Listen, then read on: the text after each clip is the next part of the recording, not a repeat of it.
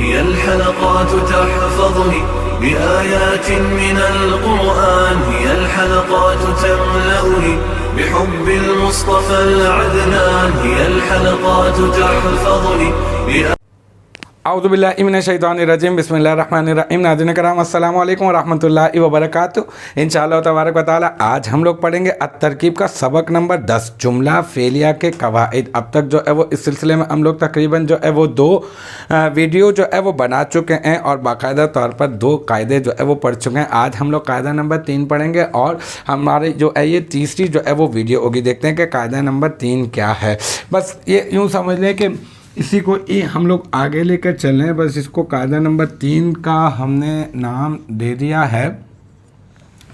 اصل میں ہم لوگوں نے جو پہلے والا جو قاعدہ تھا نا، اس میں ہم لوگوں نے بات کی تھی ماضی اور مضارع کے صیغہ واحد مذکر غائب اور واحد مؤنث غائب کے بارے میں۔ یہ 4 صیغوں کے بارے میں نا، یہ ضربا، ضربت اور یضربو اور تضربو۔ اور بات کیا کی تھی ہم نے یہ کہا تھا کہ اگر یہاں پر اس میں ظاہر فاعل نہ آ رہا ہو تو پھر ہم کیا کریں گے، ہم نے اس کے اندر جو موجود جو ضمیر ہے نا، یہ میں نے آپ کو مثال بھی یہیں پہ لکھی ہوئی تھی کہ اگر یہ اس میں ظاہر فاعل نہیں ہے، موجود نہیں ہے، تو اب آپ کیا کریں گے، اس میں جو ضمیر موجود ہے نا، اس ضمیر کو آپ نے نکال کر فاعل بنا دینا۔ پہلے قاعدے میں ہم نے یہ بات کی تھی۔ پھر دوسرے قاعدے کے اندر ہم نے یہ بات کی تھی کہ اس کے علاوہ جہاں پر ضمیر مرفوع متصل بارز مطلب جو لکھنے میں آ رہی ہے اور پڑھنے میں آ رہی ہے، اب جب لکھنے میں آنے والی اور پڑھنے میں آنے والی ضمیر ہوگی تو پھر اب آپ کو پریشان ہونے کی ضرورت نہیں ہے، اب آپ نے اسی کو ہی فاعل بنانا ہوگا۔ ٹھیک ہے، یہ بات ہو گئی ہماری۔ اچھا، اب جو قاعدہ نمبر جو 3 ہے، اس قاعدہ نمبر 3 کو آگے لے کر چل رہے ہیں۔ میں نے آپ کو شروع میں بتایا تھا، میں نے کہا تھا کہ فعل ماضی اور فعل مضارع کے 14 صیغوں میں ضمیر مرفوع متصل پائی جاتی ہے۔ 2 جگہ پر ماضی کے 2 جگہ پر مستتر ہوتی ہے، 12 مقامات پر جو ہے وہ کیا ہوتی ہے، بارز۔ ٹھیک ہے۔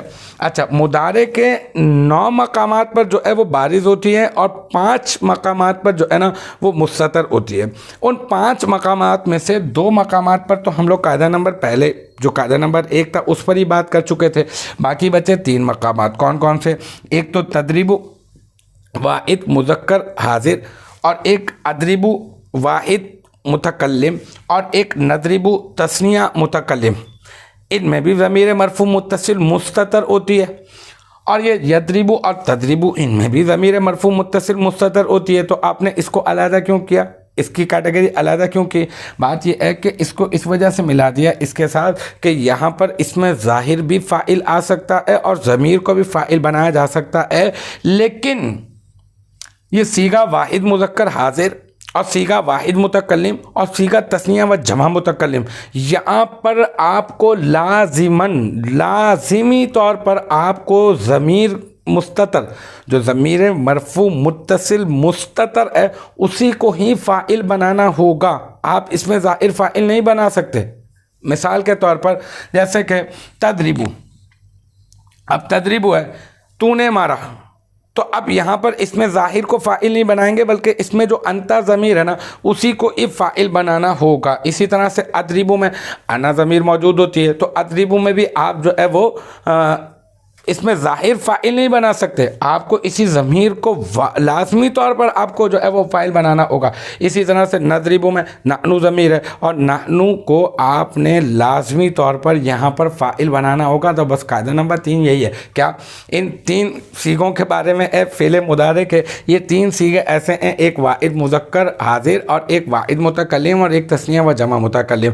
اچھا، ان کے بارے میں بات یہ ہے کہ ان کے اندر جو ضمیر مرفوع متصل مستتر موجود ہے، آپ جب یہ صیغے آئیں گے تو بس آپ نے اس میں ظاہر اگر آگے لکھا ہوا بھی ہو تو سمجھ جائے گا کہ وہ فاعل نہیں ہے، کیونکہ اس کے اندر کیا ہوگا، یہی والی ضمیر جو ہے وہ فاعل بنے گی، انتا، انا اور نضربو۔ بس لازمی طور پہ ان 3 صیغوں میں اس کے اندر ضمیر مرفوع متصل مستتر کو ہی فاعل بنانا ہوگا۔ تو الحمدللہ ہمارا قاعدہ نمبر 3 بھی اپنے اختتام کو پہنچا، اور مجھے امید ہے کہ یہاں تک کی جو بات ہے وہ آپ کی سمجھ میں آ گئی ہوگی۔ انشاءاللہ تبارک و تعالی نیکسٹ ٹائم اگلی ویڈیو اگلی کلاس کے ساتھ ملاقات ہوگی۔ جب تک آپ اپنا بہت خیال رکھیے گا۔